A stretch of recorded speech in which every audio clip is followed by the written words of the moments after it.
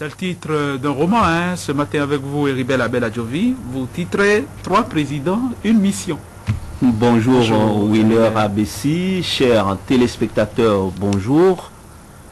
La détermination de ces hommes d'État pour trouver une sortie par le dialogue à la crise est sans équivoque. C'est en ces termes que le patron de la diplomatie béninoise, Jean-Marie Ouzou, a justifié la mission déployée par la CEDEAO pour se rendre à Abidjan demain.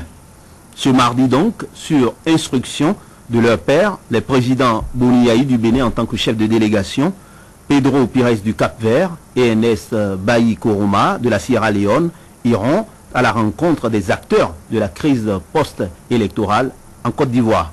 Leur ordre de mission porte la mention « Convaincre le président Laurent Koudou-Gbagbo à reconnaître sa défaite et quitter le pouvoir ». En cas de rejet de ces propositions, il est dit que la CEDEAO se réserve le droit de recourir à la force pour, disons-le tout bonnement, faire partir l'actuel locataire du palais présidentiel ivoirien. À l'épreuve des faits, 2 questions méritent d'avoir une réponse. La première, pourquoi la CEDEAO a-t-elle porté son dévolu sur le Bénin, le Cap-Vert et la Sierra Leone pour tenir le rôle d'émissaire? La seconde, quelle chance pour cette médiation ouest-africaine? D'entrée de jeu et à toutes fins utiles, rappelons que c'est pour la 3e fois qu'une délégation africaine se rend à Abidjan depuis que ce pays s'est réveillé avec 2 présidents.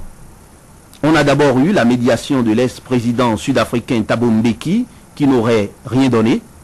Ensuite, celle du président de la Commission de l'Union africaine, Jean Ping, qui n'a pas eu un meilleur sort. On pourrait dire jamais 2 sans 3. C'est désormais à un trio inattendu au bataillon que revient la lourde tâche de produire le miracle. Pourquoi avoir choisi les présidents Boni Yayi, Pedro Pires et Ernest Bailly Koroma et non Blaise Compaoré, jusque-là attaquant de pointe, médiateur attitré dans la crise ivoirienne, Abdoulaye Wade, milieu récupérateur, qui a fait parler de lui entre les 2 tours de la présidentielle ivoirienne, et surtout Jonathan Goodluck, latéral droit, qui n'a laissé planer aucun doute sur sa volonté d'utiliser la manière forte pour en finir avec le président Laurent Koudou-Gbagbo. Je suis de nature optimiste, mais sur le dossier ivoirien, je ne souhaite pas être à la place de ces émissaires ouest-africains. Qu'est-ce qu'ils peuvent encore faire pour éviter un face-à-face sanglant? Je conviens avec le ministre des Affaires étrangères du Bénin, Jean-Marie Ouzou, que c'est un honneur pour notre pays de conduire la délégation A3 sur Abidjan. Je suis moins convaincu de ce que cette mission n'est pas un cadeau empoisonné. Mon intime conviction, et je n'ai jamais été aussi sérieux, c'est que les chances d'une médiation réussie sont très minces, quasi nulles. À moins qu'il soit question d'une action diplomatique pour la forme et pour que la CEDEAO ait après bonne conscience, au cas où on entendrait plus tard des bruits de bottes à Abidjan. Entre un Laurent Koudou-Gbagbo décidé à gérer un pouvoir qu'il dit légal sous le parapluie du Conseil constitutionnel ivoirien et Alassane Dramane Ouattara qui tient à une légitimité reconnue par la communauté internationale, j'éprouve des difficultés à accepter un miracle ce mardi.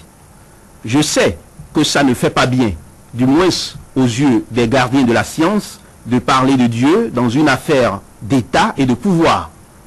Mais pour une fois, permettez mon impertinence. Que Dieu vienne au secours de la Côte d'Ivoire. Que Dieu vienne au secours de la Côte d'Ivoire. Heribert Labelle Adjovi, plus sérieux que jamais. Vous n'avez jamais été aussi sérieux. Ça, on l'a compris et on l'a retenu. Heribert, merci. André Dossa, il y a qu'on retrouve la CEDEAO qui a retrouvé une soif de Ramadan. La CEDEAO des années 90 serait de retour, mais le constat, c'est que ça n'impressionne pas Gbagbo. Ouais, il fait semblant de ne pas être impressionné. D'abord, moi je vois le président nigérien plutôt dans le rôle d'un numéro 10, un meneur de jeu. Aujourd'hui, j'ai lu qui... Donc, vous êtes en train de recomposer l'équipe. L'équipe, il a mal distribué les postes, me semble. Il ne peut pas être latéral droit, vu aujourd'hui sa position ferme par rapport à Laurent Gbagbo. Je le vois plutôt en meneur de jeu.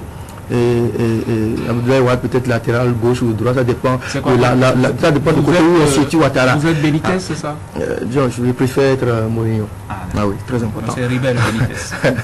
Ah oui, donc je pense que tout simplement, il faut en fait placer tous les espoirs possibles dans cette mission de la CEDEAO.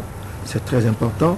Il faut souhaiter que Boni Yayi et ses deux autres pères puissent quand même faire entrer une raison à Laurent Gbagbo, parce que vous savez, le Gbagbo c'est un peu comme l'a dit un autre artiste ivoirien, c'est que le cabri mort n'a plus peur de couteau. J'ai l'impression que Gbagbo se trouve dans une posture de cabri mort, qui n'a plus peur de rien, parce que je ne pense pas que n'importe quel chef d'État puisse se faire menacer par des grands de ce monde, Obama, Sarkozy, et même plus proche de lui, Jonathan Goodluck, le Nigeria, qui a une armée redoutable, la fameuse Ecomog, dont vous savez, qui a délogé les chefs d'État au Libéria et en Sierra Leone. Vous voyez un peu, et pourtant Gbagbo reste, il s'accroche, il n'a pas peur. Oui. Donc je pense que il faut placer quand même tous les espoirs dans cette mission et espérer, je ne trouve pas cela impertinent, espérer que Dieu, effectivement, aille au secours de la Côte d'Ivoire. Mais Jésus lui-même, il se gardait de faire des miracles tous les jours. Donc on ne va pas s'attendre à un miracle venant d'Abidjan.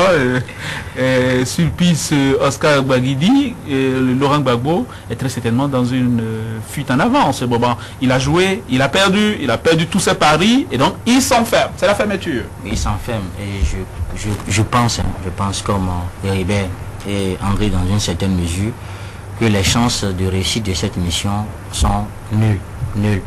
On ne doit rien attendre parce qu'on a déjà, on l'a dit tout à l'heure, la réponse de Gbagbo à la décision de la CEDEAO. Mais je pense aussi que Gbagbo va perdre dans ce jeu dangereux. Il va perdre parce qu'il n'a aucun soutien autre que celui de Paul Yaoundé et d'une clique de trublions. Donc je pense que c'est perdu d'avance pour Gbagbo. D'ailleurs, Dieu seul sait s'il peut continuer à payer les salaires, parce que, et c'est très important ça, Winner, on lui a retiré le contrôle des comptes ivoiriens. Ouais. Donc à partir de ce moment, je pense au-delà des salaires, est-ce qu'il pourra encore payer les soldes les soldes, parce qu'il ne contrôle pas grand-chose. Donc je pense que lui-même, c'est avec la conscience de devoir perdre. C'est-à-dire que Gbagbo est en train d'agir, c'est un perdant. Donc, il est condamné à perdre. Vous me décrivez un Gbagbo condamné d'emblée, Sulpice Oscar Baguidi, Ribel Abel Adjovi, sur la même question. Est-ce que Pedro Pires, Enes Baïkoroman et Boni Yayi peuvent-ils faire avancer, est-ce qu'ils peuvent faire avancer les lignes demain à Abidjan?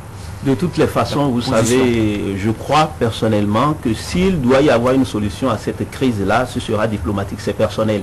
Maintenant, Gbagbo va perdre, Sulpice le disait, ce que je crois, c'est qu'à l'heure actuelle, la Côte d'Ivoire, du moins le peuple ivoirien, a déjà perdu quelque chose. C'est-à-dire que sa tranquillité, et on ne sait pas à quel prix la Côte d'Ivoire va se remettre sur les rails. Et c'est pour ça que sur ce dossier-là, je voudrais en remettre vraiment à ce que Dieu fasse quelque chose pour nos frères ivoiriens. Je suis respectueusement en désaccord avec vous. Il me semble que la diplomatie a usé ses charmes en Côte d'Ivoire. On a vu Jean Ping, avant lui on a vu Thabo Mbeki qui a dit clairement il est impossible de régler une crise comme celle-là, et c'est tellement pour faire joli qu'on envoie les trois porteurs de messages pour essayer d'arrondir et de mettre tout le monde d'accord à la fin. Donc je suis respectueusement en désaccord avec vous, mais je retiens que notre chef de la diplomatie, Jean-Marie Ouzou, il a dit assez clairement hier que notre président, le président Boni Yayi, en mission à Abidjan, va rencontrer le président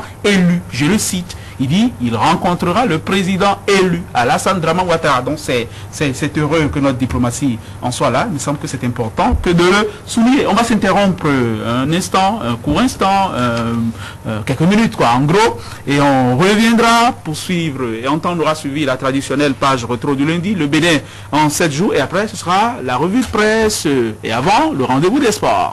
C'est compliqué.